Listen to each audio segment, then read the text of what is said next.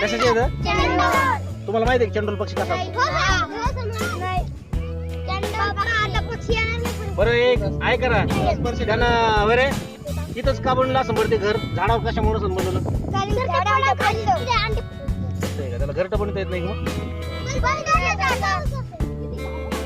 बऱ्याच ठिकाणी बरं का चंडोल पक्षी घरटे असेच राहतात दगडाच्या अडचणीत कुटुंबाच्या अडचणीत त्याला मला वाटतं वर झाडावर बनवता येत नाही काय